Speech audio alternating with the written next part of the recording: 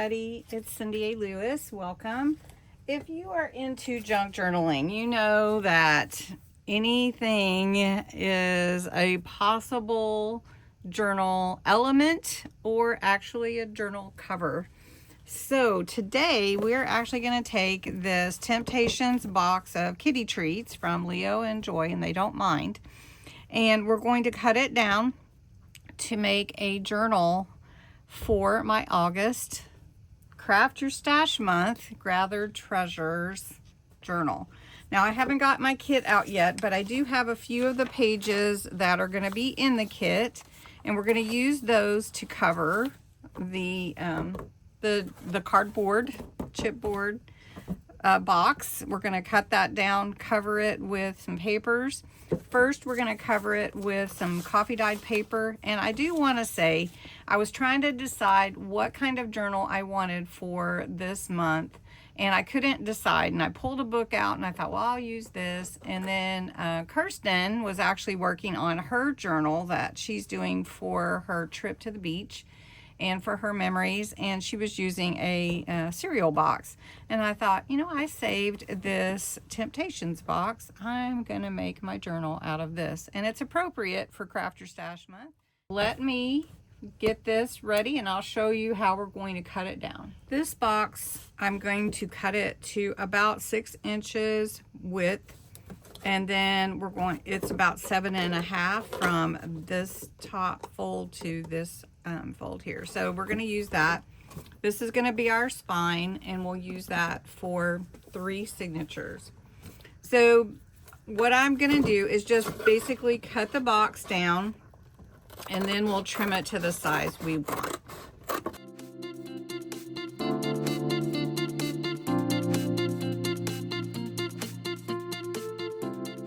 Okay, so then I'm just going to use my trimmer and trim to the 6 inches, and I can do that or I can cut it, you know, either way. So we just want to get it even. Okay, and all these pieces can become tags or other pieces for our journal. And then here we go.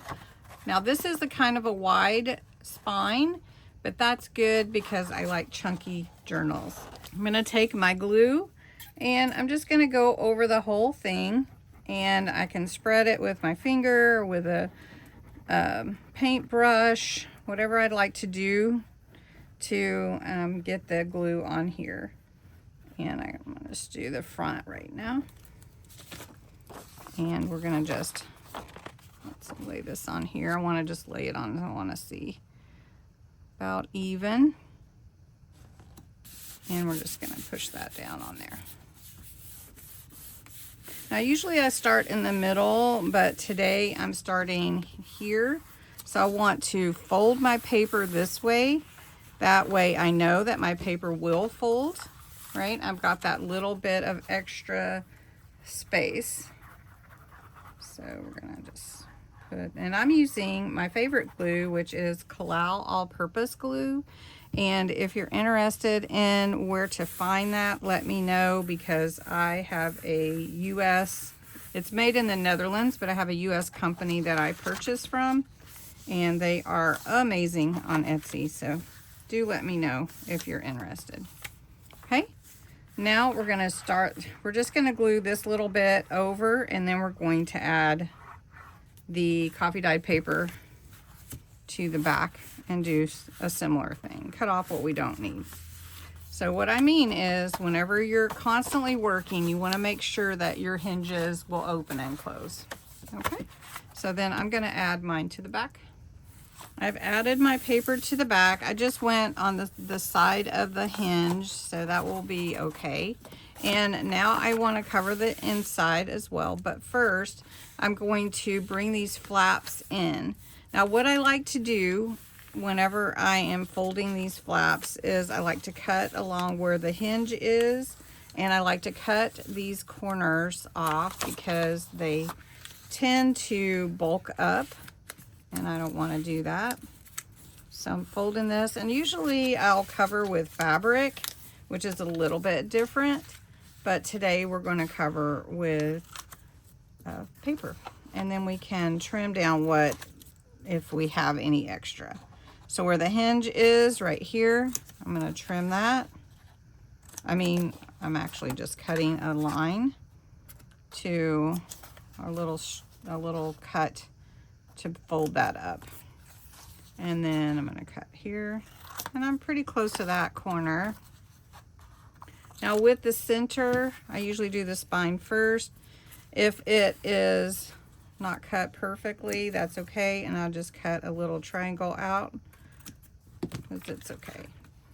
All right, so then we'll glue that down, and then we'll glue the other down as well.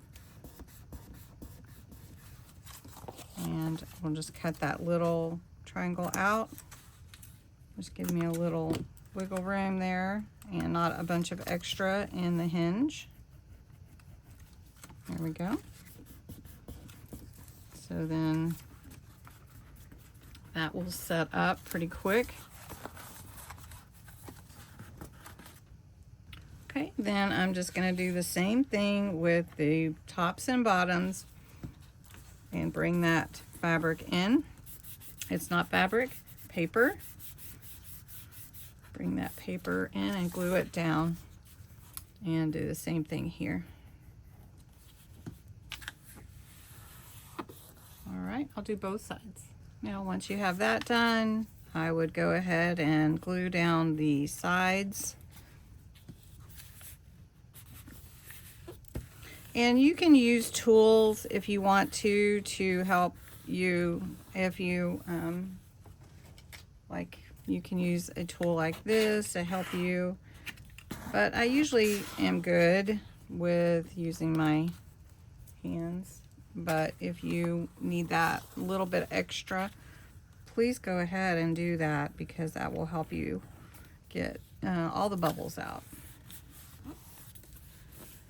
Okay. Now for the inside, I'm going to cover the inside as well, just because I want it to be covered with the coffee dyed paper. So I'm going to cut pieces to fit, and then I'm going to cover the inside with that, and then we will go in with our decorative paper. So I cut my papers for the inside covers. This is cut to 5 3/4 by 7 1/4. The same for the back. And then this one was just left over from one of the pages. So I'm actually going to use the whole thing and have a little bit of extra on the sides so that I can, you know, tuck it underneath and give it a little more strength. So what I'm going to do here is cover the spine first. And I've got my glue here. And I'm just going to put my paper in the middle. And press that in. If it's a little not exactly even, that's okay. So I can see where my first fold will be for my spine. I want to make sure I have plenty of room so that it doesn't not open and close correctly. So we want to make sure we've got that going. Okay. So then I'm going to glue this side down and make sure I get it all the way. And then I will be covering it, and then I'll cover it again once I put the other papers on, but let me just go ahead and do it on here because I know how wide that is. So then we're going to do this. So then, as I mentioned, constantly be opening and closing if you're using something like this or even a book, to make sure that you're getting your spine hinges where they will open and close for you, because you don't want to get where you cannot open your journal. All right, before I add my papers, I think I've got them cut down to my liking. I am going to ink the edges of my book with vintage photo ink and give it a little bit of a depth. And then I'm going to ink where the spine folds. This is your hinge.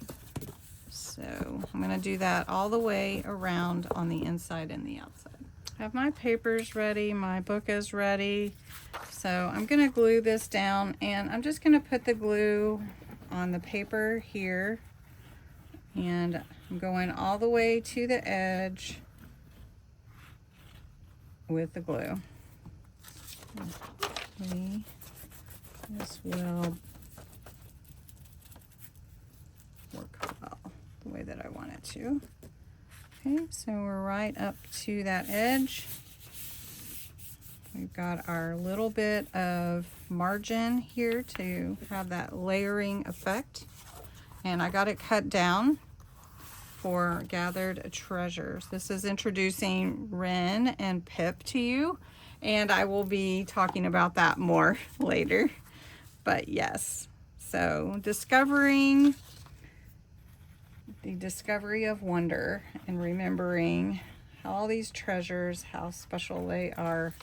And we used to see that in our childhood, and how important even the smallest things are. So we're gonna do that.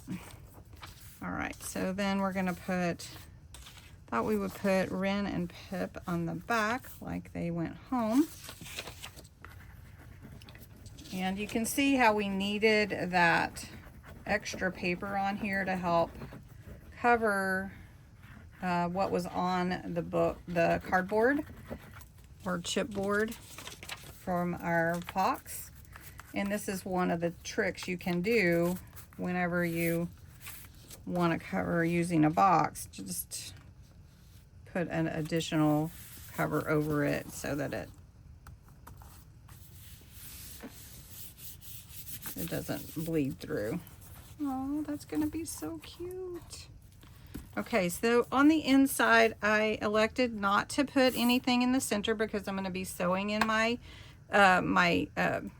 signature, so I don't really need to cover it, and especially since I already put a cover there. So I don't feel like I need to do that, but I am gonna go ahead and add my inside pages, and I probably, since I already have Gathered Treasures on the paper on the outside, probably not going to add a title plate, so we should be good there.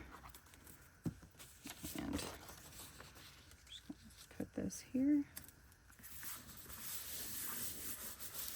And if we find we need to add anything to cover up anything or lace, whatever, that all works pretty well to do that kind of thing, and then you never know.